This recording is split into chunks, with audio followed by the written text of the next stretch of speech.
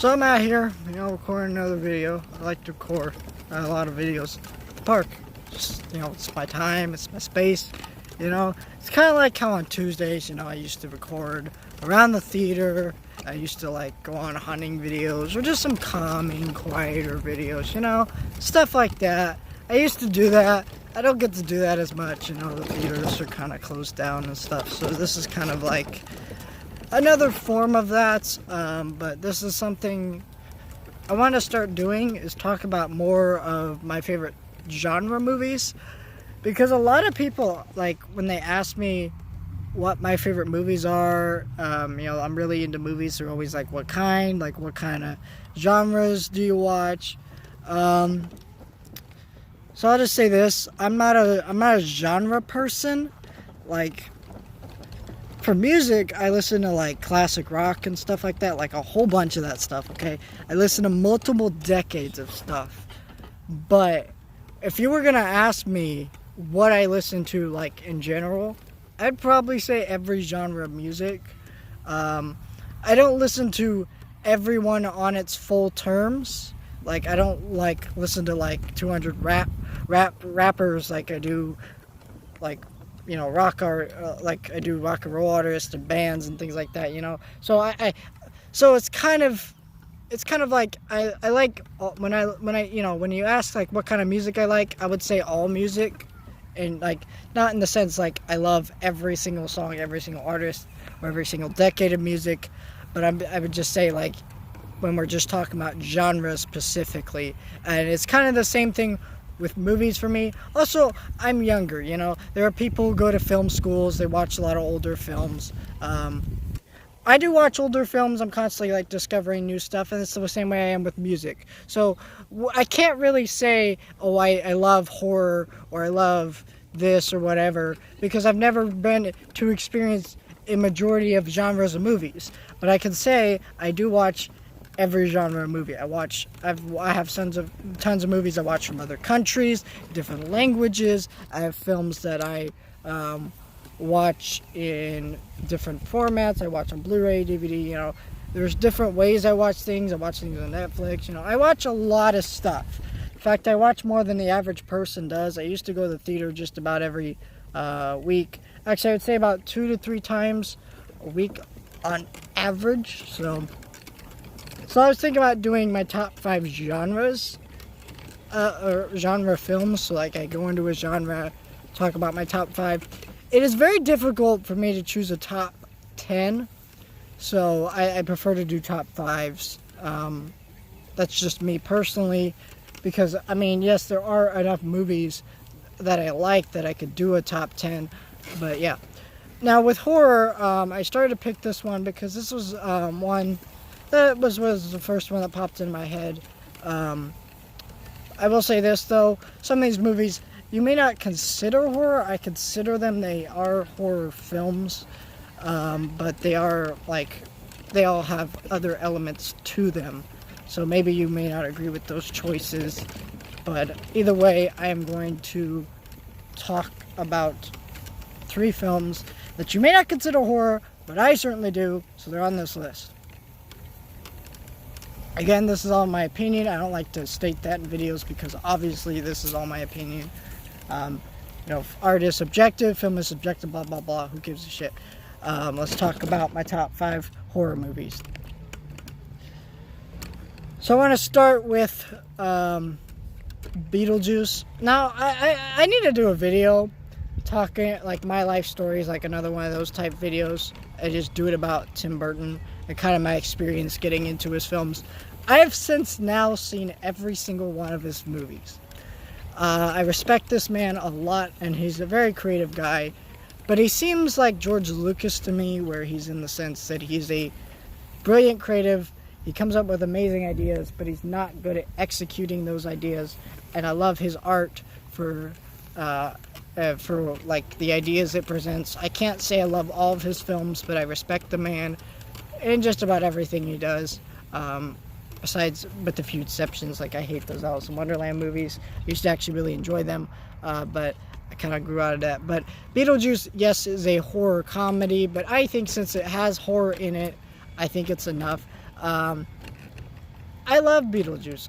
It is fantastic. The effects, the like set design, the music, the score, and just the performances from Michael Keaton and things like that make this film just kind of iconic. I think it's a very funny movie. I think there's a lot of sequences that crack me up every time I watch it. There's so much dark, weird, kind of disturbing humor, but I find that really amusing as someone who was kind of, when I was younger, I used to be really into that type of stuff, and I still kind of into it to an extent. So, at least I'm more into it when it's well done and when it's well put together. But I think this is a brilliant example of that. I think they've been talking about doing a Beetlejuice sequel forever. I think if they're gonna do it, they need to do it right. But I'm okay with just this movie because this movie alone is just great in itself. And I just really love this one. And so number 4 is kind of a similar thing to that. It's Little Shop of Horrors, but this is also a comedy and a musical. It's very cheesy, and some people don't get into it because of this. I'm not gonna say I prefer the extended version, but it's really the extended version or director's cut or whatever it is just the plants actually eat and kill everybody at the end, like the play. And I think it's cool. I kind of like that. At least the original version of the play. I think it's different now. I've never actually seen the Broadway play. I'm not exactly sure. So correct me out on that if I'm wrong. But that's really the only difference. But this movie is hilarious. It's got some of my favorite actors: Rick Moranis, Steve Martin. It's dark. It's funny. The music's great. I remember every single song by name. Don't Feed It. Feed Me Seymour, Get It, Suddenly Seymour, Downtown Skid Row. Just so many great aspects to this movie. I definitely need to review it one day, but that's going to be a while from now before I ever get to doing that. It's a fantastic film, one of my favorite films ever made, honestly. So yeah, that's number 4. Number 3, this is a tough one. But I'm going to go Gremlins, and this is another one that's a little more comedy, but I would say this is a horror movie. Some people even say it's a Christmas movie. I get it set on Christmas, but it's not really a Christmas movie. But I enjoyed watching it at Christmas time more, so I guess it is kind of for me. But I enjoy this movie a lot. Everyone agrees Gremlins great. The score, the effects, the puppetry, the stop motion when that stuff's used. Just everything is fantastic here. The performances I also think are pretty good for what they are. This is not amazingly well acted film, but it's good enough for what it is. It's super fun to watch. And I love Gremlins a lot, and I feel like it's a film that will never get old. Gremlins 2, I like less so, but I still enjoy that one to an extent. I'm still waiting for that Gremlins 3, though. I think we all are. Yep, but we're going to get an animated Gremlins TV show before Gremlins 3, which is kind of dumb. Really, really dumb. But you know what? I love Gremlins, so we don't always need sequels to movies, but if it happens, I'll be there. I'll be excited. I'll talk about it. Love Gremlins. Always will. Yeah, just a fantastic movie. And if you haven't seen Gremlins, what are you doing with your life, man? Go watch some freaking Gremlins. Number 2 is Critters. So Critters is an 80s movie that's really cheesy, really stupid.